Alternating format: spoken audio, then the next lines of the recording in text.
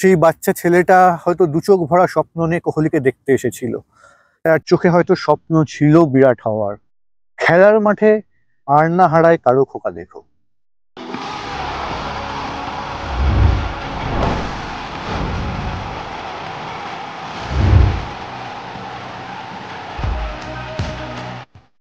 নমস্কার, উইলোর উইলে আবার আপনাদের সকলকে স্বাগত জানাই।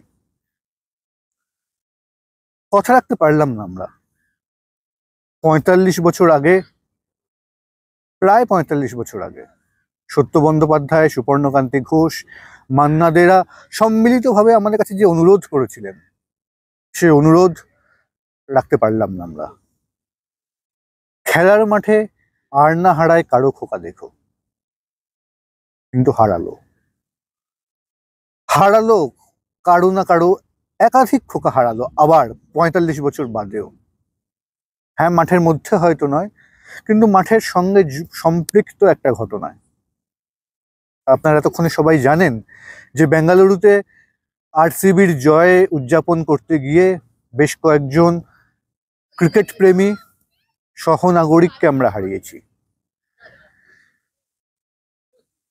সেই সমস্ত ক্রিকেট প্রেমী, ইনোসেন্ট ক্রিকেট প্রেমী, যারা যারা প্রিয় ফ্র্যাঞ্চাইজি 18 বছর বাদে আর আইপিএল জিতেছে এবং সেই সেই আইপিএল জয় উদযাপন করতে গেছিলেন, তাদেরকে আমাদের হারাতে হলো। কাদের ব্যর্থতায়, কাদের দায়, সে প্রশ্ন তো উঠবে এবং ওঠাটাই স্বাভাবিক। তবে সবচেয়ে বড় কথা হচ্ছে, এখানে আমরা যেন কেউ কখনো একজন আরেকজনের ওপর বা একজন আরেকজনের কাঁধে বন্দুক রাখার চেষ্টা না করি। এই দায়, এই দায়িত্ব বোধহয় আমাদের সবার। আমরা যারা ক্রিকেটটাকে ভালোবাসি, আমরা যারা ক্রিকেটটা নিয়ে কাজ করি, আমরা যারা ক্রিকেটটা খেলি, আমরা যারা কর্মকর্তা, আমরা যারা বিভিন্ন সাংগঠনিক পজিশনে রয়েছি, আমরা যারা নিরাপত্তা জনিত বিষয়গুলো দেখার দায়িত্ব রয়েছে আমাদের, আমাদের প্রত্যেকের বোধহয় দায় থেকে যায় আজকের দিনের ঘটনাটার জন্য। প্রত্যেকটা মানুষের। আমরা শুধুমাত্র টুইটারে একটা টুইট করে বা ইনস্টাগ্রামে একটা পোস্ট করে বা আমাদের ডিপিটাকে কালো করে আমরা হয়তো দায় এড়াতে পারি না। এর বাইরেও কিছু করার হয়তো থাকে, যাতে আমরা আর একটা ৪ঠা জুন ফিরে না আসে। ভারতীয় ক্রিকেটের অনেক উজ্জ্বল দিন রয়েছে। এই এই জুন মাসেই, গত বছর এই জুন মাসেই আমরা দেখেছিলাম মুম্বাইতে বিশ্বজয়ী ভারতীয় দল ফিরে এসেছিল এবং একটা সুন্দর সুষ্ঠু উদযাপন হয়েছিল সেখানে। কিন্তু এবারে আর হলো না। ভারতীয় ক্রিকেট ইতিহাসের অন্যতম কালো দিন হয়ে বোধহয় থেকে যাবে এই ৪ঠা জুন ২০২৫। আমরা সর্বান্তকরণে চাই এই দিনটা যেন ফেরত না আসে। এই নিয়ে তর্ক করাটা আজকে বৃথা, যে মৃতের সংখ্যা কত, ৭ না ৮ না ৯ নাকি ১১, সেটা নিয়ে তর্ক করাটা বা সেটা নিয়ে আলোচনা করাটা বৃথা। একজনের ঘাড়ে দোষ চাপানোর চেষ্টা করাটা, আরেকজনের ঘাড়ে, একজন আরেকজনের ঘাড়ে বন্দুক রেখে নিজের দায়ে থেকে বেরিয়ে আসার চেষ্টা করাটাও বোধহয় বৃথা বা অন্যায়। শুধু সেই অঙ্গীকার নেওয়ার বোধহয় সময়টা এসেছে। আজকের ছবিগুলো দেখে, আজকের ভিডিওগুলো দেখে আবার ৪৫ বছর আগের ঘটনাটা আবার বলতে ইচ্ছে করছে, আবার মনে করাতে হচ্ছে এটা আমাদের দুর্ভাগ্য। এই খেলার মাঠে আর না হারায় কারো খোকা দেখো। আর এই দেখার দায়িত্বটা যাদের, তাদের কাছে স্বনির্বন্ধ অনুরোধ, আপনারা বাড়তি দায়িত্ব একটু পালন করুন।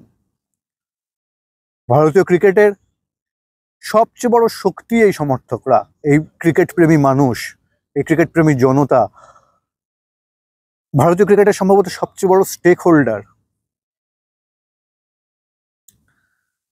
আজকে ভারতীয় ক্রিকেট যে জায়গায় রয়েছে, আজকে বিশ্বে ভারতীয় ক্রিকেটের যে আমাদের ভারতীয় হিসেবে এবং ক্রীড়া ক্ষেত্রে আমাদের যে সম্মানের জায়গাটা রয়েছে, সেটা পেছনে ক্রিকেট এবং তার সমর্থকদের একটা বিরাট ভূমিকা রয়েছে।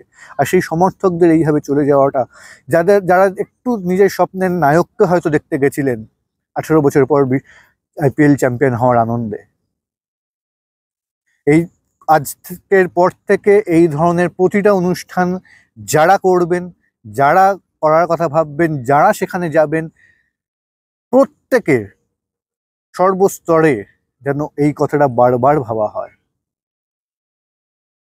যে মানুষগুলোকে আজকে আমরা হারালাম, তাদের হারানোর কথা ছিল না।